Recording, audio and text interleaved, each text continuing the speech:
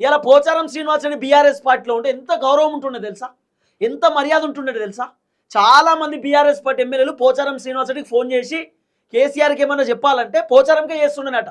అన్నా మీరు సార్ బాగా దగ్గర, మీరు ఒక్క మాట చెప్తే సార్ పనిచేస్తాడన్నా అని చెప్పి పోచారంకే ఫోన్ చేసి చెప్పేదట. పోచారం శ్రీనివాస్ రెడ్డి కేసీఆర్తో చెప్పేదట, అన్న అయ్యో ఇట్లా ఒక ఎమ్మెల్యే ఫోన్ చేసిండు ఆయనకి పని చేసి పెట్టాలట అని చెప్పి పోచారమే కేసీఆర్తో చెప్తున్నాడట. అంటే ఎమ్మెల్యేలకు డైరెక్ట్ కేసీఆర్తో మాట్లాడేంత ధైర్యం లేకపోతుండే. బీఆర్ఎస్ గవర్నమెంట్ ఉన్నప్పుడు, బీఆర్ఎస్ గవర్నమెంట్ పోయిన తర్వాత కూడా కేసీఆర్తో డైరెక్ట్ ఎవరు మాట్లాడరు. పోచారం శ్రీనివాస్ రెడ్డి కేసీఆర్ దగ్గర ఉంటారు కాబట్టి ఎమ్మెల్యేలు చాలామంది పోచారంకి ఫోన్ చేసి చెప్తుండేనట, సార్ మీరు చెప్పండి కేసీఆర్ గారికి అని చెప్పి. పోచారం డైరెక్ట్ కేసీఆర్తో మాట్లాడుతున్నాడు. కేసీఆర్ కూడా పోచారం ఫస్ట్ క్లోజ్ ఉంటుండే.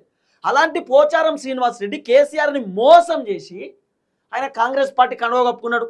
ఇప్పుడు పోచారం శ్రీనివాస్ రెడ్డి ఏమంటుండు తెలుసా, అసలు ఈ ప్రభుత్వం ఉందా లేదా, నాకు నిధులు ఇస్తలేరు, అసలు నా నియోజకవర్గానికి నిధులు శాంక్షన్ అయితలేవు, నాకు ఇబ్బంది అవుతుంది, ఈ వయసులో నేను మంత్రుల కాళ్ళు మొక్కాలనా, నేను మంత్రులను బతలాడాలనా, నా బీఆర్ఎస్ ప్రభుత్వం ఉన్నప్పుడు నేను ఇంట్లో కూర్చుంటేనే జీవోలు వచ్చేటి, నేను ఇంట్లో కూర్చుంటేనే నాకు నిధులు వచ్చేటి, అసలు కాంగ్రెస్ గవర్నమెంట్లో గింత ఘోరమని నేను అనుకోలే. పోచారం చెప్తున్న మాట.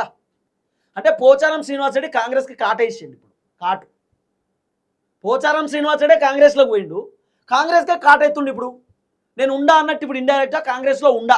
పోచారం చెప్తున్నాడు వీడియోలో, నేను కఠినమైన నిర్ణయం తీసుకుంటా, నాకు ఇట్లా అయితే నేను నిర్ణయమే తీసుకుంటా అంటున్నాను. నిర్ణయం అంటే ఏంది, కాంగ్రెస్కి గుడ్ బై చెప్పి మళ్ళీ బీఆర్ఎస్లోకి రావడం. కానీ బీఆర్ఎస్ పార్టీ ఎట్టి పరిస్థితుల్లో పోచారం శ్రీనివాస్ రెడ్డిని తీసుకోవద్దు. ఎందుకంటే నేను మోసం చేసిండు, బీఆర్ఎస్ పార్టీని మోసం చేసిండు, కేసీఆర్ని మోసం చేసిండు, ఓట్లేసి గెలిపించినటువంటి జనాలను మోసం చేసిండు ఈ పోచారం శ్రీనివాస్ రెడ్డి. వయసులో పెద్ద తెలియదా, ఇంత అనుభవం ఉన్నది, ఇన్నిసార్లు ఎమ్మెల్యేగా గెలిచిండు, మంత్రిగా పనిచేసిండు, స్పీకర్గా పనిచేసిండు. ఇట్లా పార్టీ మారడం చట్ట ప్రకారం నేరమనే సంగతి తెలియదా, పార్టీ మారడం కరెక్ట్ కాదు, జనాలు కూడా వ్యతిరేకిస్తారనే సంగతి తెలియదా. పార్టీలు మారుతారా, పార్టీలు ఫిరాయిస్తారా. నువ్వు గెలిచింది ఏ పార్టీలో, నువ్వు ఉన్నది ఏ పార్టీలో, ఇవాళ మళ్ళీ అదే కాంగ్రెస్ ప్రభుత్వాన్ని ప్రశ్నిస్తున్నావు ఎందుకు. కాంగ్రెస్లో లుసుకులు ఉంటాయని నీకు తెలుసు కదా, కాంగ్రెస్లో విమర్శలు ఉంటాయి, పంచాయతీలు ఉంటాయి, కాంగ్రెస్లో ఉన్నటువంటి ఎమ్మెల్యేలు తన్నుకుంటారు, కొట్లాడుకుంటారు, గాంధీ భవన్లో కుర్చీలు ఎత్తేస్తారు, ఇవన్నీ ఉంటాయి. కాంగ్రెస్ చాలా పెద్ద పార్టీ కదా, దాంట్లో రకరకాల పంచాయతీ ఉండి ఇవన్నీ మీకు తెలుసు, తెలిసే పోయిర్రు. ఇవాళ మళ్ళీ తెలిసిపోయి మళ్ళీ కాంగ్రెస్ని విమర్శిస్తున్నారు. అంటే ఏ ఎండకు ఆ గొడుగు, వానకాలం అయితే వానకాలంకో గొడుగు, ఎండకైతే ఎండకి, చలికాలం అయితే చలికాలానికో గొడుగు, ఏ ఎండకు ఆ గొడుగు పట్టేటటువంటి బ్యాచ్ అన్నట్టు.